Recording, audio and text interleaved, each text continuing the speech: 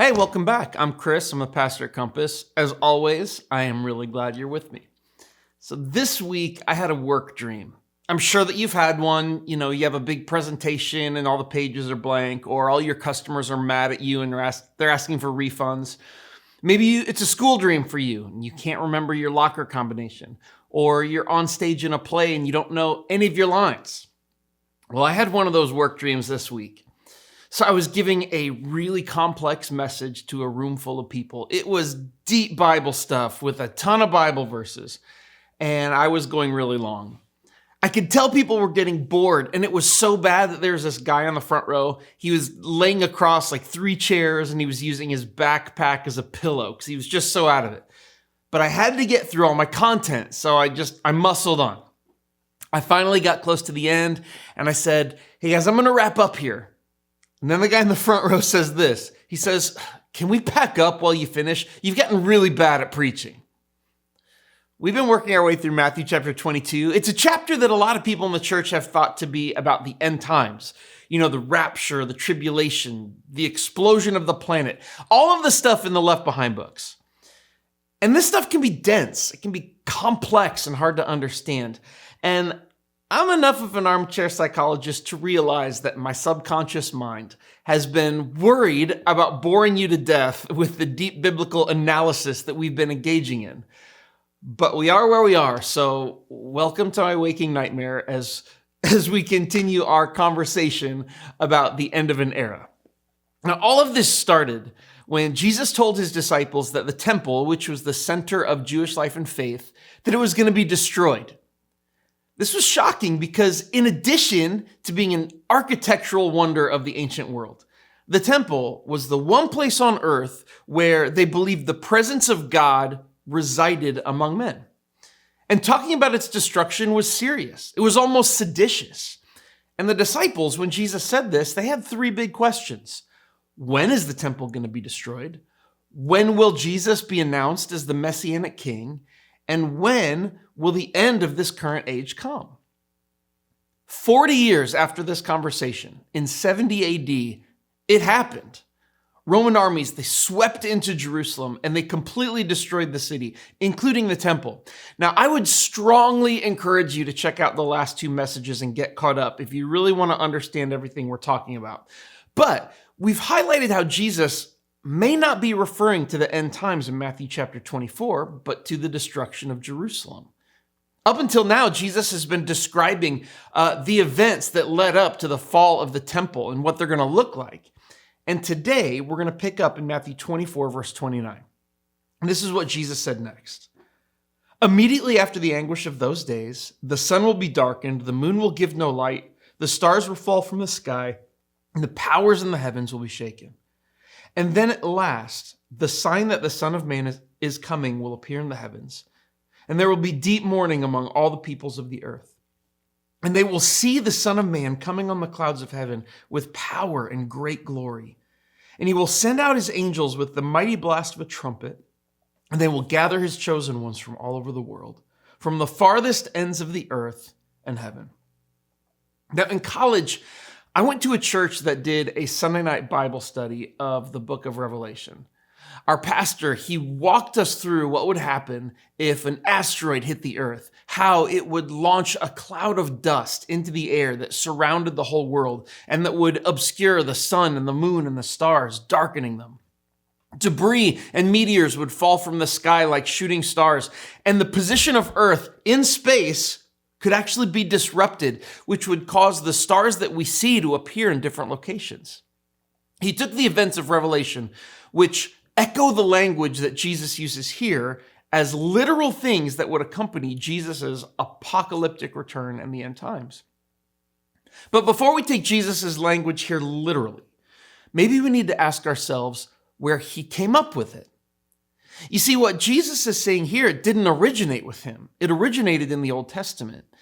And if we understand what it meant then, maybe we can better understand what Jesus means now. So let's take this line by line. Let's start in Matthew 24, 29 again. "Immediately after the anguish of those days, the sun will be darkened, the moon will give no light, the stars will fall from the sky, and the powers in the heaven will be shaken." Now, This is scary language, but it's language that's used all over the Jewish scriptures. Let me give you just a few examples. In Isaiah 13:10, it says, "The stars of heaven and their constellations will not show their light. The rising sun will be darkened, and the moon will not give its light." Keep going in Joel 2:10. It says, "Before them the earth shakes, the heavens tremble, the sun and moon are darkened, and the stars no longer shine." Here, we can see what the Old Testament says, and we can see that Jesus is both echoing and quoting the language of the Old Testament prophets. But this really doesn't prove anything unless we know what they were talking about. I mean, they could be speaking literally about the end times too, except they aren't. Take a look at Ezekiel 32:7-12. It says, "When I snuff you out, I will cover the heavens and darken their stars. I will cover the sun with a cloud, and the moon will not give its light. All the shining lights in the heavens I will darken over you. The sword of the king of Babylon will come against you. I will cause your hordes to fall by the swords of mighty men, the most ruthless of all nations. They will shatter the pride of Egypt." You see, here when he uses this language, Ezekiel isn't talking about the end of the world. He's talking about the military defeat of Egypt at the hands of the Babylonians. The prophets in the Old Testament, they used this apocalyptic imagery to describe God's judgment on wicked nations. But that judgment doesn't come in the form of distant future cosmic events. It comes in the form of military catastrophe. This Old Testament apocalyptic language was never meant to be taken literally. And Jesus knew this. He was fluent in the Old Testament language of his world, and he was using it the way the prophets did. Jesus is describing the earth-shattering destruction of Jerusalem at the hands of the Romans. And when I say earth-shattering, I'm using the apocalyptic language of our day to describe catastrophic events. I'm not saying the earth is literally going to shatter into bits. See what I did there? Now let's look at the next thing Jesus said in verse 30. It says, "And then at last, the sign that the Son of Man is coming will appear in the heavens, and there will be deep mourning among all the peoples of earth." When you read this in your Bible, you're probably going to see a little star that points to a footnote that says, "Peoples of earth" can also be translated as tribes of the land. Why does this matter? Because it could mean that Jesus is only talking about the tribes of Israel rather than everyone in the whole world. Why is that relevant? Well, we can see in Zechariah 12:10-12. It says, "They will look on me, the one they have pierced, and they will mourn for him. The land will mourn, each clan by itself." Now here the prophet Zechariah, he's talking about the mourning of Israel when they realize that they rejected the one God sent to save them, each tribe and clan. And when Jesus echoes Zechariah, maybe he isn't saying that the entire world will mourn at the end times. Maybe he's saying that Israel will mourn because of their rejection of Jesus and the destruction of the temple. But Jesus continues. He says, "And they will see the Son of Man coming on the clouds of heaven with power and great glory. And he will send out his angels with the mighty blast of a trumpet, and they will gather his chosen ones from all over the world, from the farthest ends of the earth and heaven." Now, I grew up in church my whole life, and growing up in church, I was always taught that when Jesus returns, he's going to descend from the sky on a literal cloud, and that there will be a literal trumpet sound that blasts all over the world before all Christians are then raptured up and they go up into the sky to heaven. But what if Jesus was alluding to something else? Again, something in the Old Testament. Well, let's take a look at Daniel chapter 7, verse 13-14. The writer of Daniel says this, "In my vision at night I looked, and there before me was one like a son of man, coming with the clouds of heaven. He approached the Ancient of Days and was led into his presence. He was given authority, glory, and sovereign power. All nations and people of every language worshiped him. His dominion is an everlasting dominion that will not pass away, and his kingdom is one that will never be destroyed." Here, the writer of Daniel, he shares an apocalyptic vision of beasts rising up from the earth and then being defeated by a figure he calls the Son of Man. This story, this vision, it pointed to a day when wicked, oppressive nations are defeated and God's new kingdom of Israel is restored. And in the climactic ending, we see the Son of Man coming on the clouds of heaven into the presence of God, where he takes authority and dominion over the world. Now, I want you to notice something here. The movement of the Son of Man figure is from earth into heaven, into the presence of the Almighty. It's not downward movement from heaven to earth, but upward into God's presence. Now, this is important because maybe Jesus isn't describing his descent on a cloud from heaven to earth at the end times, but his ascension to a heavenly throne. Okay, that's a lot of weird stuff. So let's summarize what Jesus' Old Testament references are saying. They use language that refers to the catastrophic judgment of God through political and military upheaval. They describe all the tribes of Israel mourning. They describe the end of an age for an old and corrupted kingdom. And they describe the vindication and ascension of a new messianic king. And the sign of his vindication is the catastrophic destruction of what came before. Now, let's overlay all of this on top of the question Jesus has been answering. When is the destruction of the temple happening, and what are the signs? At the hands of Rome, the temple will be destroyed. The corrupted religious temple system will face God's judgment and fall.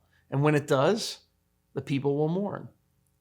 But for those who've been paying attention, it will be the sign that God's new kingdom has fully replaced the old kingdom, and it will signal the vindication of Jesus as Messiah, not a king who's coming to earth on a cloud to sit on a national throne, but one coming to heaven to sit on a throne at the right hand of God. Jesus continues in verse 32. Now learn a lesson from the fig tree. When its branches bud and its leaves begin to sprout, you know that summer is near. And in the same way, when you see all these things, you can know his return is very near, right at the door. I tell you the truth. This generation will not pass from the scene until all these things take place. Heaven and earth will disappear, but my words will never disappear. The disciples asked Jesus when the temple would be destroyed. And Jesus' answer, before this generation passes from the scene. This generation, their generation. It seems clear that Jesus is saying it will happen in their lifetime. Now, if we put all of this together, we can see it's the destruction of the temple that's in Jesus' view, not the end times. The destruction of the temple is at the center of this, and it will come to symbolize the full conclusion of the temple age and its replacement with the kingdom of Jesus, the end of one age and the beginning of another. Now, after all this, you may be taking a deep breath and saying, I still don't get it. I don't understand your explanation, and what if you're wrong? What if this is about the end times? What if the cloud is real and the sun, moon, and stars really are going to go dark? I don't know what to believe about all of this. If that's you, you're not alone. There are plenty of biblical scholars who disagree on this. People who've devoted the entirety of their lives to understanding the Bible come to different conclusions about this. So how are we supposed to know for sure? Well, look at what Jesus says next in Matthew 24:36. However, no one knows the day or hour when these things will happen. Not even the angels in heaven or the Son himself. Only the Father knows. Look at that. Jesus said, all of these things are going to happen. And here's what it's going to be like. Here are the signs to look for. But when is it going to happen? I don't know. Nobody does. Only God. Jesus just laid out all of this Old Testament language to describe complex and confusing future events. But when he's asked when they're going to happen, he's like, you got me. Jesus couldn't explain all of it because he didn't know everything.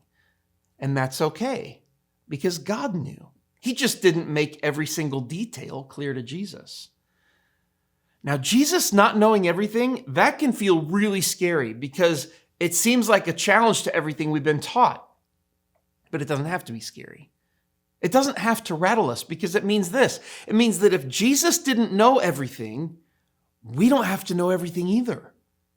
If there was even just one thing about God's plan that was unclear to Jesus, then it's okay for lots of things about God's plan to be unclear to us. You don't need to know exactly what's going to happen in the end times, or when they're going to come, or what the rapture will look like, or whether it's even a real thing. There is space for you to be a follower of Jesus and not be certain about everything. Because if Jesus didn't know it all, you don't have to either. I hope that allows you to feel some relief. You don't have to have an answer for everything Bible. But just because parts of the Bible are confusing, it doesn't mean we can write it all off. It's still the book God wanted us to have. It's still full of deep, eternal spiritual significance. So how do we make sense of the Bible when parts of it are unclear? And here's how. When parts of the Bible aren't clear, focus on those that are. Just because some things that Jesus said are hard to understand doesn't mean that everything he said is hard to understand. He was clear about a lot of things. Care for the poor, widows and orphans, and immigrants. Pray the Lord's Prayer. Seek his kingdom first. Don't be anxious or worried. Love your enemies. Store up treasure in heaven, not earth. Don't judge, or you will be judged. Come to me, all you who are weary and burdened, and I will give you rest. You don't need to know all about the end times or the destruction of the temple or the ins and outs of apocalyptic language or everything about sexuality and gender. When that stuff is unclear, just focus on what is. Loving God and loving your neighbor is clear. Jesus' death and resurrection is clear. God's love for you is clear. And if something is clear, it's important. So your ability to describe and explain the minute details of eschatology, soteriology, pneumatology, and all the other ologies, it doesn't matter as much as how you care for the oppressed and marginalized, or how much you trust in his love. When parts of the Bible are confusing, that's okay. Jesus didn't know every detail, so you don't have to either.